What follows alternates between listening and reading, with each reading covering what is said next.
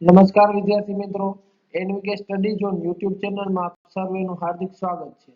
આજે આપણે ધોરણ 9 માં વિજ્ઞાનની અંદર વિકાસ પરીક્ષા લક્ષી અસાઇનમેન્ટ છે એમાં વિભાગ સી એટલે કે સેક્શન સી માં પ્રકરણ નંબર 12 નું આપણે જેટલા પણ પ્રશ્નો આપેલા છે એનું સોલ્યુશન આપણે આ વિડિયોમાં જોશું। જોઈએ પહેલો પ્રશ્ન શું છે તો કે ખોરાક મુખ્ય પોષક ઘટકોના નામ આપો। ખોરાકના આપણે મુખ્ય કયા કયા પોષક ઘટકો તત્વો છે તે અને ક્યાંથી પ્રાપ્ત થાય છે તે જણાવવાનું છે। તો પહેલા આપણે એના નામ લઈએ તો કે ઊર્જાના આવશ્યકતા માટે ખોરાક જરૂરી છે। તેમાં મુખ્ય ઘટક કયા કયા છે તો કે કાર્બોદિત, લિપિડ એટલે કે ચરબી, પ્રોટીન અને વિટામિન્સ જેવા ખોરાકના વિવિધ પોષક ઘટકો અને ખનિજોના સ્ત્રોત નીચે દર્શાવેલ વિવિધ વનસ્પતિઓમાંથી મળે છે। ખોરાકના પોષક ઘટકો પહેલું છે કાર્બોદિત, તો એ કેમાંથી મળે છે તો કે ઘઉં, ચોખા, મકાઈ, જુવાર, બાજરી અને ધાન્ય પાક। પછી પ્રોટીન કેમાંથી મળે છે મિત્રો તો કે ચણા, વટાણા, અડદ, મગ, તુવેર, મઠ, વાલ, મસૂર અને જેવા કઠોળમાંથી। આવશ્યક તેલ એટલે કે આપણે તેલની જરૂરિયાત હોય એટલે કે ચરબી કેમાંથી મળે તો કે સોયાબીન, મગફળી, તલ, એરંડા, રાઈ, સરસવ, અળસી, સૂર્યમુખી જેવા તેલ બીજ કે તેલીબિયાંમાંથી મળે છે।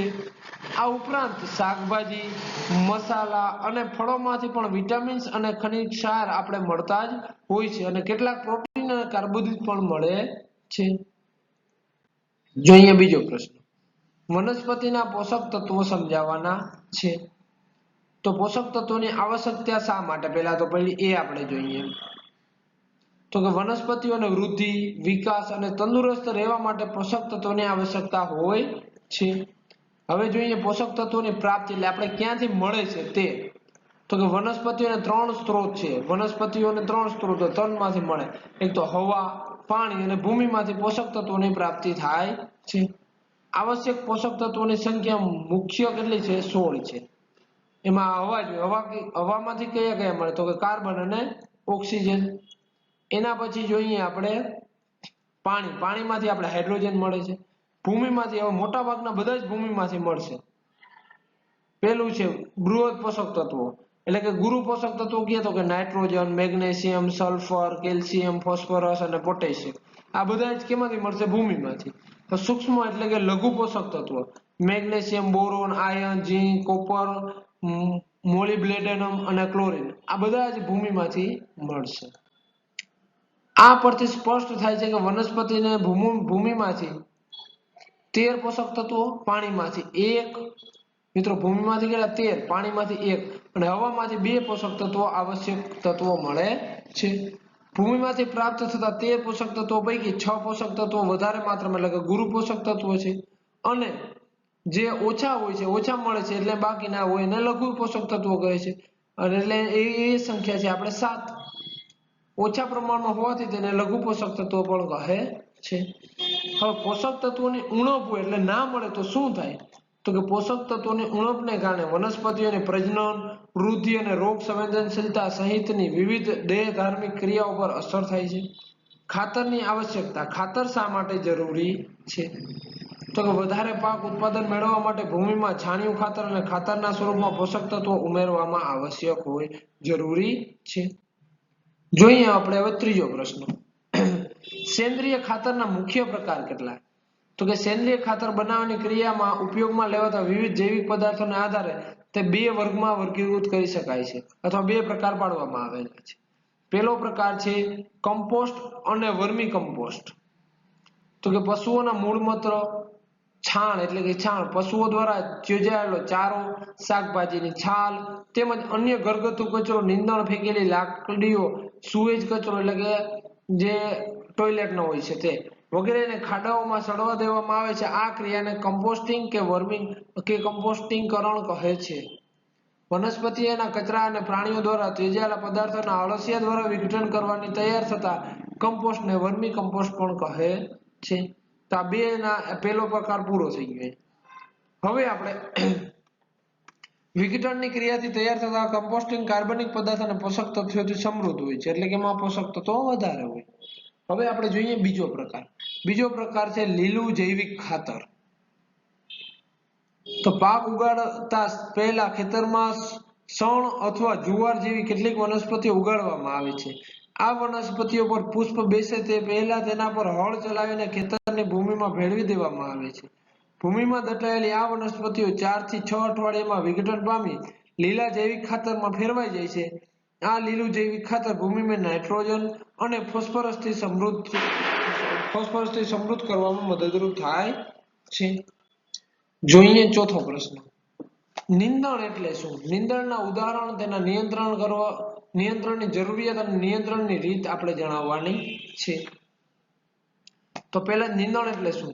તો કે નિંદણ એટલે કૃષિ ઉપયોગી ભૂમિમાં મુખ્ય પાક સાથે ઉગી નીકળતી અનાવશ્યક, જે આપણે જરૂરી નથી છતાં પણ ઉગે છે, એને કહેવાય નિંદણ. નિંદણના ઉદાહરણ જોઈએ આપણે, અથવા તો કેવા કેવા પ્રકારના નિંદણ થાય છે. તો કે ગોખરું, ગાજર ઘાસ, મોથા, આ બધા છે નિંદણના પ્રકાર અથવા તો ઉદાહરણ. નિંદણ નિયંત્રણની, નિંદણને આપણે કંટ્રોલ એટલે કે નિયંત્રણ કેવી રીતે કરવું એની જરૂરિયાત શા માટે ઉદ્ભવી? તો કે કૃષિ ભૂમિમાં નિંદણ મુખ્ય પાક સાથે સ્થાન, પ્રકાર તેમજ પોષક તત્વો માટે સ્પર્ધા કરે છે. આપણે કોઈ ખાતર નાખીએ તો આપણે જે પાકને આપવાનું હોય નિંદણ લઈ જાય છે, જે આપણે પાકને સ્પર્ધામાં ઉતારે છે, જેથી કરીને એને ઓછું મળે છે. તેથી પાકની વૃદ્ધિ ઓછી થાય છે. આથી સારી નીપજ માટે પાક વૃદ્ધિના પ્રારંભિક તબક્કે જ નિંદણને ખેતરમાંથી દૂર કરવું જોઈએ. હવે આપણે નિંદણ નિયંત્રણની રીત જોઈએ. પહેલી રીત છે તૃણનાશક એટલે કે નિંદણનાશક રસાયણનો છંટકાવ કરવો. યાંત્રિક દ્વારા એટલે કે નિંદણને દૂર કરવું હોવાથી ચૂંટીને અથવા હાથેથી કાઢીને. ત્રીજું, સમયસર પાક ઉગાડવો, યોગ્ય ચાસ તૈયાર કરવા. આંતરિક પાક લેવા માટે પાકની ફેરબદલી જેવી નિષેધાત્મક રીતે નિંદણને નિયંત્રિત કરવામાં મદદરૂપ થાય છે. ચોથું, ઉનાળામાં ઊંડું ખેડાણ કરી નિંદણનો નાશ કરી શકાય છે. હવે જોઈએ પાંચમો પ્રશ્ન. દુધાળા પશુઓ એટલે શું? દુધાળા પશુ એટલે શું? ભાઈ બીજું એમાં તો કે તેમની વિદેશી અને દેશી જાતોના નામ લખો, એના લક્ષણ આપી તે કઈ રીતે જાત સુધારણા થઈ શકે તે પણ જણાવવાનું છે. તો મિત્રો દુધાળા પશુ એટલે દૂધ આપનાર માદા પશુ.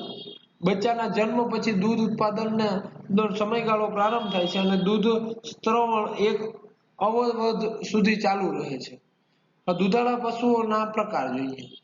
એક તો વિદેશી જાત અને એક દેશી જાત. વિદેશી જાતમાં જર્સી, બ્રાઉન, સ્વિચ ગાય.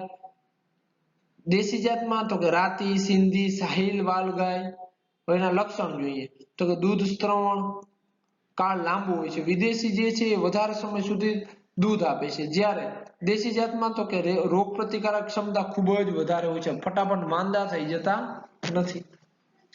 દુધાળા પશુઓની જાત સુધારણા માટે જોવી જોઈએ તો કે લાંબો દુધાસ્ત્રવણ કાળ ધરાવતી વિદેશી જાત અને વધારે રોગ પ્રતિકારક ક્ષમતા ધરાવતી દેશી જાતના અનુક્રમે માદા અને નર વચ્ચે સંક્રમણ દ્વારા સંકર સંચિત પ્રાપ્ત થાય છે, એટલે કે બંનેની મિક્સ જાત પ્રાપ્ત થાય છે, જેમાં બંને પિતૃના ઈચ્છિત લક્ષણો પ્રાપ્ત થાય છે. જોઈએ છઠ્ઠો પ્રશ્ન. કયા લક્ષણો માટે મરઘામાં નવી જાતનો વિકાસ કરવામાં આવે છે? તો કે ભારતીય એસીલ અને પરદેશી લેગડોર્ન જાત વચ્ચેના સંક્રમણ કરવાથી નવી જાતનો વિકાસ કરવામાં આવે છે. નવી જાત વિકાસના લક્ષણો નીચે મુજબ છે. પેલું, મરઘાના બચ્ચાની સંખ્યા અને ગુણવત્તા વધારવા. નાના કદના બ્રોઇલર માતાપિતા દ્વારા તેમના બચ્ચાઓનું વ્યાવસાયિક ઉત્પાદનનો હેતુ. ઉનાળામાં અનુકૂલન ક્ષમતા અથવા ઊંચા તાપમાને સહન કરવાની ક્ષમતા. સાર સંભાળમાં ઓછા ખર્ચાની જરૂરિયાત. ખેતી માટે ઉપયોગી ઉત્પાદનની આડપેદાશ કે ઉપપેદાશ તરીકે પ્રાપ્ત થતા સસ્તા રેસામય આહારના ઉપયોગ ઈંડા મૂકનારા પશુઓનું કદ ઘટાડે છે. હવે જોઈએ એના પછીનો સાતમો પ્રશ્ન. સંયુક્ત મત્સ્ય કલ્ચર વિશે નોંધ લખો. સંયુક્ત મત્સ્ય કલ્ચર વિશે નોંધ લખો. મિશ્ર મત્સ્ય સંવર્ધન પદ્ધતિથી વધુ મત્સ્ય સંવર્ધન કરી શકાય છે. મિશ્ર કે સંયુક્ત મત્સ્ય સંવર્ધનમાં સ્થાનિક અને આયાત થતી એટલે કે બહારથી મંગાવેલી માછલીઓનો ઉપયોગ કરવામાં આવે છે. આ ઉછેર પદ્ધતિમાં એક જ તળાવમાં માછલીઓની 5 થી અથવા 6 જાતિની માછલીઓનો ઉપયોગ કરવામાં આવે છે. તેમાં આહાર માટે પ્રતિસ્પર્ધા ન કરતી હોય અથવા જુદો જુદો આહાર ધરાવતી માછલીઓને પસંદ કરવામાં આવે છે. આના પરિણામે તળાવના પ્રત્યેક ભાગમાં આવેલા આહારનો ઉપયોગ થાય છે. દાખલા તરીકે કેટલાક મત્સ્ય તળાવની સપાટીના વિસ્તારમાંથી રોહુ તળાવના પાણીના મત્સ્ય વિસ્તારમાંથી જ્યારે મૃગલ કે કોમન કાર્પ તળાવના તળિયેથી આહાર ગ્રહણ કરે છે. ગ્રાસ કાર્પ નિંદામણનો આહાર તરીકે ઉપયોગ કરે છે. આ બધી મત્સ્ય એકબીજા સાથે કોઈ પણ જાતની સ્પર્ધા કર્યા વગર આહાર મેળવતી હોવાથી તળાવમાં માછલીના ઉત્પાદનમાં વધારો કરી શકાય છે. હવે જોઈએ 8મો પ્રશ્ન અને આ ચેપ્ટરનો છેલ્લો પ્રશ્ન. આંતરપાક અને પાક ફેરબદલીથી શો લાભ થાય છે? તો પહેલા તો જોઈએ આંતરપાકના લાભ. તો પેલું જ પોષક દ્રવ્યોનો વધુ માત્રામાં ઉપયોગ થઈ શકે છે. બીજું મજૂરી અને સમયનો બચાવ થાય છે. ત્રીજું રોગો અથવા રોગકારકોને એક જ પાકની બધી વનસ્પતિઓમાં ફેલાતી રોકી શકાય છે. ચોથું બંને પાકથી સારું ઉત્પાદન મેળવી શકાય છે, એટલે વધારે રૂપિયા કમાઈ શકીએ છીએ. હવે પાકની ફેરબદલીના લાભ શું? તો કે એક પછી એક પાક વાવવો. ધારો કે આ વખતે કપાસ વાવ્યો તો આવતા વર્ષે મગફળી, એરંડા અથવા તો બીજો પાક વાવવો, એને કહેવાય ફેરબદલી. અને આંતરપાક એટલે એક જ ખેતરમાં 4 થી 5 વસ્તુને ભેગી વાવવી. તો પાક ફેરબદલીના લાભ પેલું ભૂમિની ફળદ્રુપતામાં વધારો થાય છે. ભૂમિના રાસાયણિક સ્વરૂપમાં થતો ફેરફાર અટકાવે છે. એક જ વર્ષમાં 2 અથવા 3 પાક દ્વારા સારું ઉત્પાદન મેળવી શકાય છે. ચોથું ભૂમિમાં ચોક્કસ પોષક દ્રવ્યોને ઓછું થઈ જતું અટકાવી શકાય છે. તો મિત્રો અહીં આપણે ચેપ્ટર સેક્શન સી માં ચેપ્ટર 12 ના બધા જ પ્રશ્નોનું સોલ્યુશન જોઈ ચૂક્યા છીએ. જો તમને વિડીયો ગમે તો લાઈક, શેર અને સબસ્ક્રાઇબ જરૂરથી કરજો અને કોમેન્ટમાં અમને જણાવજો કે તમને વિડીયો કેવો લાગ્યો. જો ધોરણ 9 ના WhatsApp ગ્રુપમાં તમે જોડાવા માંગતા હો તો WhatsApp નંબર 7862884436 આ નંબર ઉપર હાઈ કરી અને ધોરણ 9 એવું લખી મોકલી દેજો, જેથી ધોરણ 9 ના ગ્રુપમાં તમને એડ કરી દેશું. જો તમે અન્ય વિષયના પણ વિડીયો જોવા માંગતા હો અસાઇનમેન્ટના, તો આપણી ચેનલ ઉપર પ્લેલિસ્ટમાં જશો તો ઇંગ્લિશ, સામાજિક વિજ્ઞાન, ગણિત, વિજ્ઞાન ટેકનોલોજી બધા જ વિષયના અસાઇનમેન્ટના સોલ્યુશન અપલોડ થઈ ચૂક્યા છીએ. તો તમારે જોવો હોય તો જોઈ શકો છો. Thank you.